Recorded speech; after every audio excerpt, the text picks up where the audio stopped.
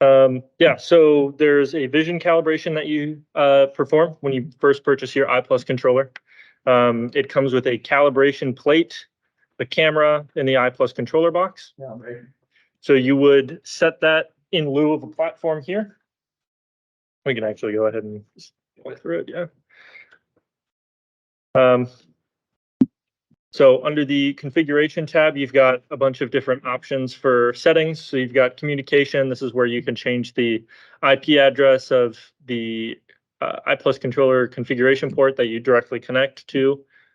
It should be noted that this is a web browser application. So all you have to do is connect your computer to the i+ controller through the configuration port and type in the IP address of the i+ controller, and you're in. No software needed to download. It can work on Firefox, Microsoft Edge, Chrome. I'm using Chrome. There is also an AsiCube specific controller as well. So, but that is an application called AsiCube Studio. Essentially, AsiCube Studio would be used as the last step of the i+ recipe if you're using a separate vision system.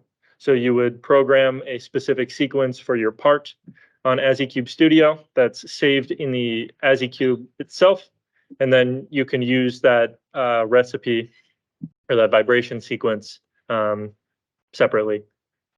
So like I said, there's communication. Vision here, this is where you're going to find your camera configuration wizard. So this is the first step that you would do when you're setting up your i+ device, is perform a camera configuration. It's a wizard, just like the i+ recipe, that will step you through the procedure. So you can mark front light, back light, depending on what you have.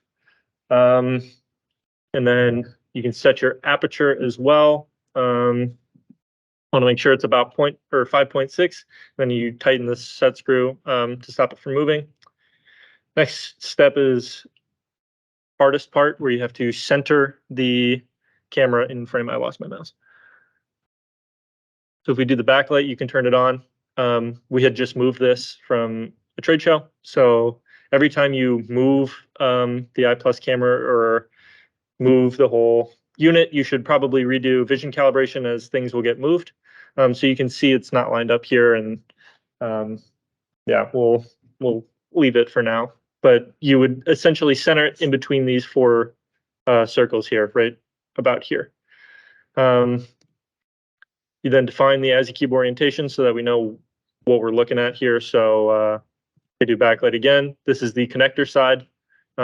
You can also invert the camera. We're not going to, but essentially if we wanted to invert the camera, we could. We also have mirror support. So if you're trying to have a more condensed automation cell, we do support mirrors. So if you want to have the camera looking like this and then have a mirror facing down at the AsiCube, we support that as well. One thing that we haven't mentioned is the i+ works at each AsiCube size has 2 separate fixed lengths. So we can either do a short or a long, and we have lenses specific to each system that work with that short or long focal length. So that's already part of the package. You don't have to go searching for the specific lens for an application or a specific camera. That all comes with i+. Yeah, and this is the short working distance for the 240, just for reference.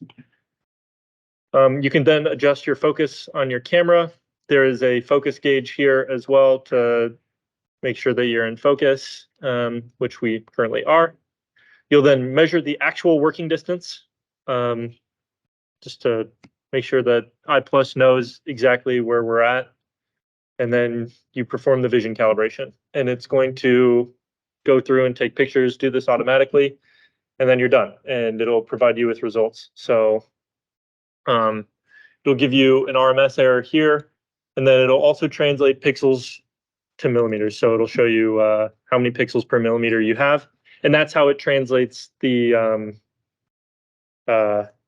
coordinates from pixels to millimeters for your robot coordinates. Yeah, that's vision calibration. Should be done at first setup.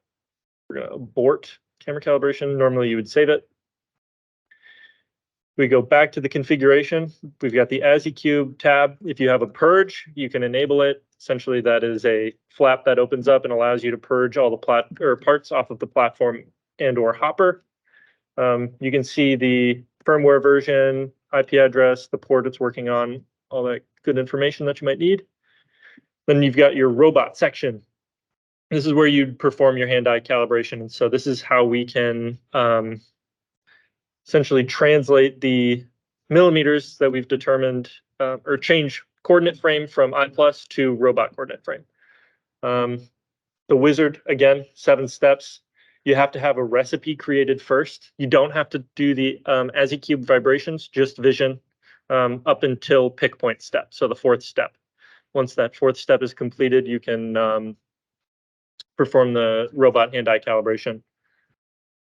It'll walk you through everything. So you get a part in the gripper, move it to a corner, you determine the robot coordinates, enter them here, remove a robot, and then take a picture.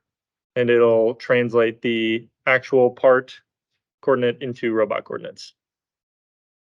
You do that 4 times, and then you get results. You do it in all 4 corners. And then it'll give you a calibration accuracy here.